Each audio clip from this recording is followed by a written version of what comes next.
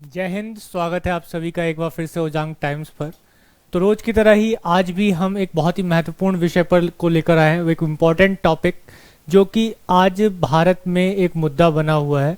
जब से पीएम मोदी ने अपनी एक स्पीच दी है भारत में, उसके बाद से ये यूनिफॉर्म सिविल कोड को लेकर चर्चाएं एक बार फिर से शुरू हो गई हैं। तो हमारी भी एक जिम्मेदारी बनती है कि हम इस पर एक बार चर्चा कर लेते हैं, ये एक्चुअल में है क्या और इसके भारत में मायने क्या है, भारत में इसका अभी विरोध क्यों हो रहा है।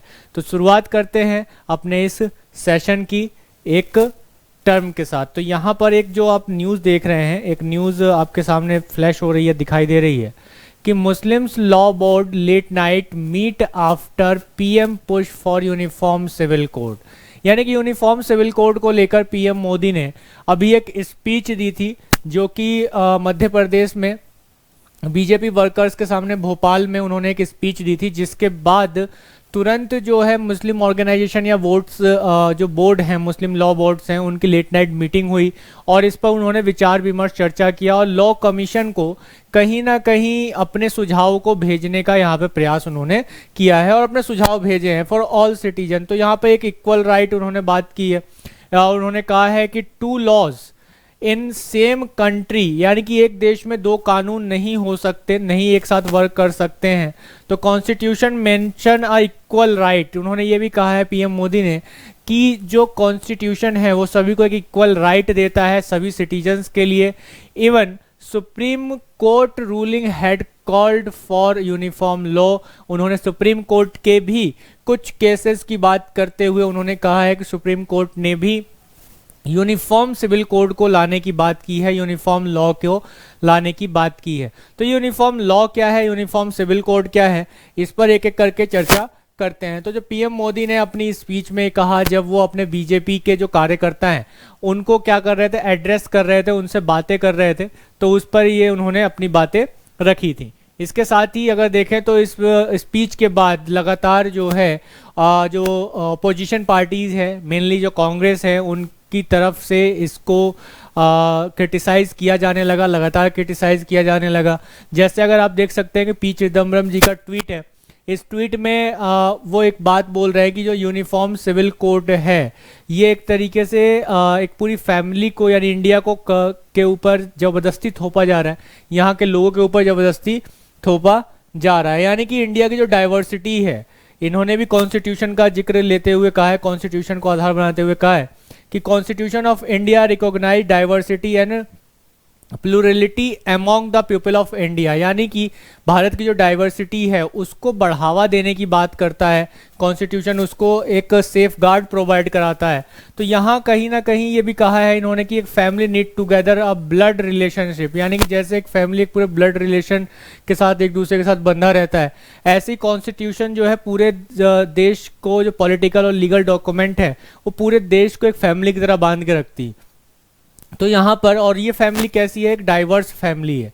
तो कहीं ना कहीं उन्होंने कॉन्स्टिट्यूशन को भी एक साथ लेते हुए कहा है, पी चिदम्बरम जी ने अपने ट्वीट में इस चीज़ की बात की है कि यूनिफॉर्म सिविल कोड जो एक डाइवर्सिटी है इंडिया की, उसको हानि पहुंचाने वाला एक बात है। तो इस तरीके से क्रिटिसाइज किया है। इसके अलावा अगर हम देखें तो ऐसे ही एक न्यूज़ इसी में ही हमें देखने को मिलता है कि एज मैनी 30 ट्राइबल ऑर्गेनाइजेशन, यानी कुछ जो आदिवासी यानी ट्राइबल्स ऑर्गेनाइजेशन हैं, वो उन्होंने भी इस पर अपने डर को व्यक्त किया है, किसको लेकर, यूनिफॉर्म सिविल कोड को लेकर। यूनिफॉर्म सिविल कोड यानी यूसीसी को लेकर अपने डर को व्यक्त किया है। Will dilute the tribal customary laws, यानी कि जो इनके अनुसार क्या होगा कि जो ट्राइबल लॉज हैं, जो परंपराएं हैं, जो रीति रिवाज हैं, यूनिफॉर्म सिविल कोड के आने की वजह से इनको डर लग रहा है, जो आदिवासी लोग हैं उनको ये डर लग रहा है, जो ट्राइबल्स हैं उनको डर लग रहा है कि उनके जो परंपराएं हैं, जो कस्टम्स के लॉज हैं, यानी कि जो उनके पारंपरिक रीति रिवाज हैं, उनको खतरा होगा, वो डाइल्यूट हो जाएंगे, यानी कि उनके साथ एक सामान्य सिविल लॉज के साथ मिल जाएंगे, उनकी परंपरा के लिए खतरा रहेगा। इसी तरीके की बात जो आदिवासी जन परिषद प्रेसिडेंट हैं प्रेम साही मुंडा, इन्होंने इसी चीज़ को लेकर बात की है कि हम लोग प्रोटेस्ट कर रहे हैं। क्यों प्रोटेस्ट कर रहे हैं?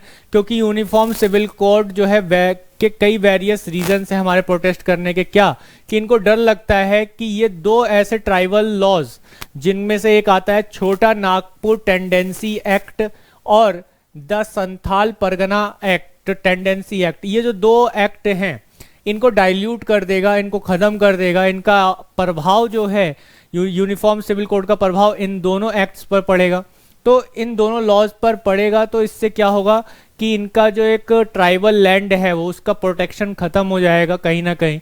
तो इस चीज़ को लेकर भी जो है आदिवासी या ट्राइबल्स एरियाज में लगातार क्या हो रहा है, इसको लेकर एक विरोध भी जताया जा रहा है और एक डर का माहौल 30 ट्राइबल ऑर्गेनाइजेशंस ने अपना एक्सप्रेस किया है इस चीज़ को लेकर कि भाई ये चीज़ जो है वो उनके कस्टम्स के लिए, ट्रेडिशंस के लिए जो है ठीक नहीं है, उसको नुकसान पहुंचा सकती है। इस पर जो है इन्होंने बात की है। इसी के साथ ही आगे देखते हैं कि यूनिफॉर्म सिविल कोड है क्या। इस पर अगर हम बात करें कि what is uniform civil code, जब हम इस पर इतनी बात कर रहे हैं तो हमें मालूम होना चाहिए कि यूनिफॉर्म सिविल कोड है क्या। देखिए, यूनिफॉर्म सिविल कोड एक कहा जा सकता है कि एक प्रपोजल है भारत में जो रिप्लेस करता है किसको, ये रिप्लेस करता है पर्सनल लॉज को। जो पर्सनल लॉज हैं, मेनली जो पर्सनल लॉज हैं based on religion, custom and tradition with one common law for everyone. यानी कि यहाँ पर पर्सनल लॉज में हम देखते हैं कि भाई जो अलग अलग धर्म हैं मेनली, तो उनमें क्या पाया जाएगा कि भाई विवाह के अलग नियम है ना, विवाह के अलग नियम है, विवाह विच्छेद के अलग नियम बताए गए हैं, विवाह विच्छेद के अलग नियम बताए गए हैं।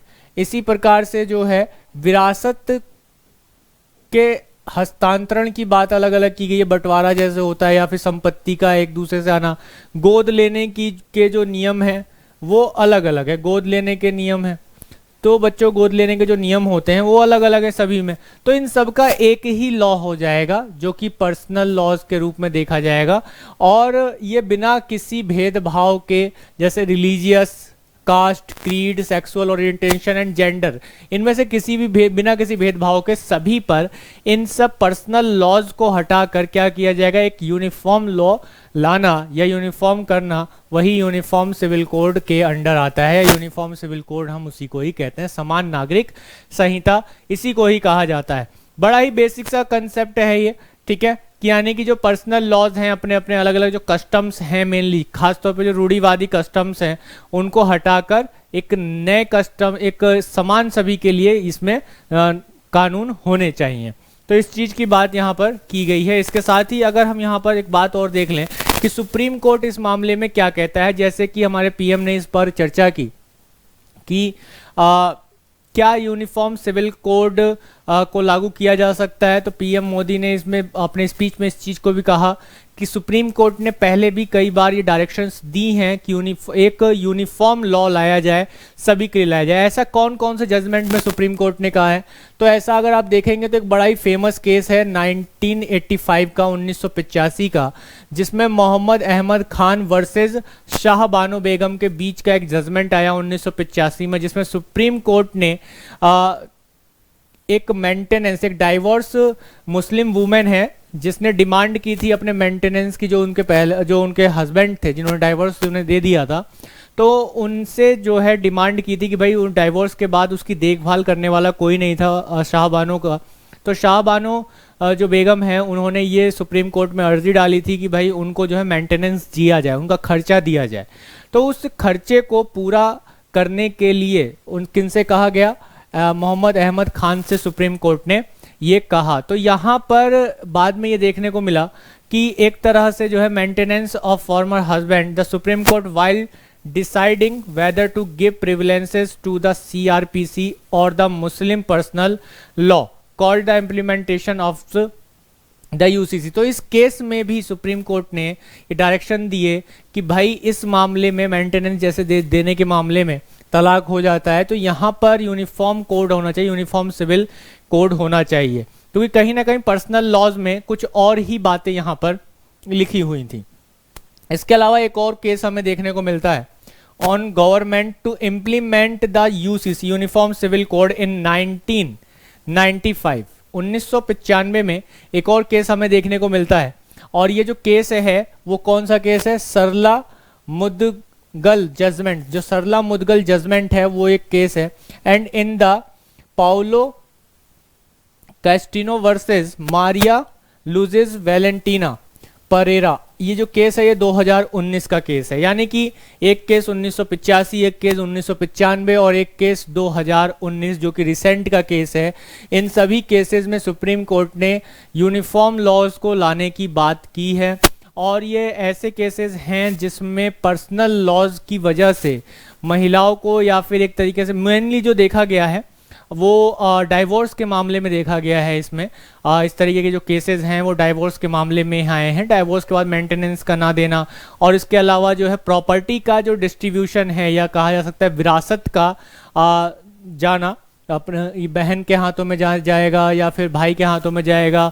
अलग अलग लॉज बनाए हुए हैं, पर्सनल लॉज बने हुए हैं अलग अलग धर्मों में।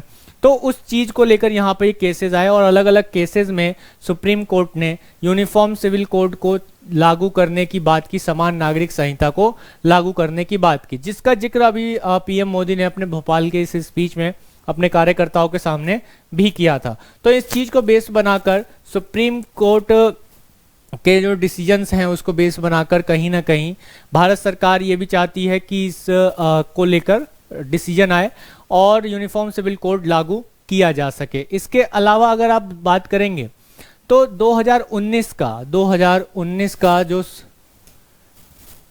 चुनावी मुद्दा था, या 2019 में जब लोकसभा चुनाव हुए थे, तो उस समय भी जो है गवर्नमेंट ने, वर्तमान सरकार ने इस बात का वादा किया था कि वो यूनिफॉर्म सिविल कोड को लेकर आएगी जब वो किस में आएगी, पावर में आएगी। तो कहीं ना कहीं अब इलेक्शंस आने वाले हैं 2024 में, तो ये मुद्दा उठना था। लेकिन विपक्ष का यहाँ पर ये मानना है, ये कहना है कि जो सरकार है वो मेन मुद्दों से हमको भटका रही है यूनिफॉर्म सिविल कोड की बात छेड़कर।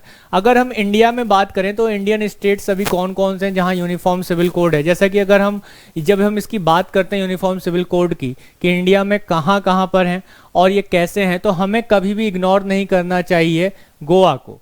गोवा वन ऑफ स्टेट है इंडिया में जिसमें हम देख सकते हैं कि यूनिफॉर्म सिविल कोड आज़ादी से पहले से है, यानी कि the Goa civil code is in the force since Portuguese and it's considered the uniform civil code. वो पुर्तगालों के समय से ये बना हुआ है, पुर्तगालीज के टाइम से ये यूनिफॉर्म सिविल कोड गोवा में बना हुआ है। तो जैसे 1865 में पुर्तगालीज जो थे उन्होंने एक कानून पास किया, Portuguese civil code, and in 1869 it was extended to Portugal overseas provinces. तो यहाँ पर जो है पुर्तगाल के जितने भी प्रोविंस थे, यानी पुर्तगाल में कानून बना और पुर्तगाल के जितने प्रोविंस थे उन सभी में लागू किया गया, इंक्लूडिंग गोवा। जो गोवा भी उसमें शामिल था वहाँ पर भी शामिल किया गया, और उसके बाद से जो है ये गोवा में यूनिफॉर्म सिविल कोड लागू हुए। वहाँ कोई पर्सनल लॉज नहीं है किसी धर्म का। ये जो भी मुद्दे होते हैं विवाह विच्छेद के या फिर प्रॉपर्टी डीलिंग को लेकर, तो जो भी मैटर्स हैं वो सब सभी के लिए एक जैसे लॉज गोवा में बनाए गए हैं, जो कि पुर्तगालीज के टाइम से। लेकिन रिसेंटली हमें ये देखने को मिला था लास्ट ईयर 27 मई को कि उत्तराखंड गवर्नमेंट ने अनाउंस किया, एक डिसीजन लिया जिसमें क्या है, implementation of uniform civil code को अपने स्टेट में इम्प्लीमेंट करने के लिए एक डिसीजन लिया, और उसके लिए एक कमीशन का गठन किया जो रंजना देसाई, फॉर्मर जज हैं ये रंजना देसाई, इनके अध्यक्षता में, इनकी चेयरमैनशिप में क्या किया गया, 5 मेंबर्स हैं इसमें, 5 मेंबर्स हैं इनकी चेयरमैनशिप में, एक कमेटी का गठन किया गया उत्तराखंड में। और फिर बाद में हमें देखते ही देखते एक सूचना और मिलती है कि यूनिफॉर्म सिविल कोड को लेकर असम में भी इस तरीके की बात होने लगी। जो वहाँ के सीएम हैं हेमंत बिश्व शर्मा, उन्होंने भी जो है यूनिफॉर्म सिविल कोड को लेकर बात करनी शुरू की और कहीं ना कहीं उस पर अपने डिसीजंस लेने की बात की कि हम भी जो है यूनिफॉर्म सिविल कोड को असम स्टेट में जारी करेंगे, लागू करेंगे। इसके अलावा इसका जो है सपोर्ट हमें देखने को मिला गुजरात से भी। गुजरात ने भी इस चीज़ में कहा कि हमें जो है यूनिफॉर्म सिविल कोड को लाना चाहिए। तो यहाँ तक आप लोगों ने एक चीज़ को समझ लिया होगा कि भाई यूनिफॉर्म सिविल कोड होता क्या है, इसके मायने क्या हैं, और इसके साथ साथ अभी कौन कौन से स्टेट्स में हमें ये देखने को मिलता है। विपक्ष लगातार सरकार पर ये आरोप यहाँ पर लगा रहा है कि भाई सरकार जो है यूनिफॉर्म सिविल कोड को लेकर जो चर्चाएं करने लगी है उसका कारण है 2024 में चुनाव, वो मेन मुद्दों से भटका रही है लगातार, जो है विपक्ष का कहना है, जैसे कि अनएम्प्लॉयमेंट, इन्फ्लेशन, और इसके साथ साथ जो मणिपुर की ट्रेजिडी है, मणिपुर में जो घटनाएं घटित हो रही हैं, जो चीज़ें बिगड़ी हुई हैं वहाँ पर, इन सब मुद्दों से भटकाने की कोशिश कर रही है। तो आप लोगों का क्या ख्याल है, कमेंट में जरूर बताइएगा। इस चीज़ को लेकर चीज़ों को एनालाइज कीजिए, और एक बेसिक जो इन्फॉर्मेशन होनी चाहिए थी यूनिफॉर्म सिविल कोड पर मैंने आप लोगों को दी। अब आगे इस पर अपडेट हम लोग बनाते रहेंगे, देखते रहेंगे और आप तक पहुंचाते रहेंगे कि आगे सरकार का इस पर क्या स्टेप रहा और इसको लेकर क्या नए लॉज हमें देखने को मिल रहे हैं। क्या यूनिफॉर्म सिविल कोड यहाँ पर आएगा या लागू होगा। अगर इसके बाद की अगर थोड़ी सी और चर्चा अगर हम कर लेते हैं,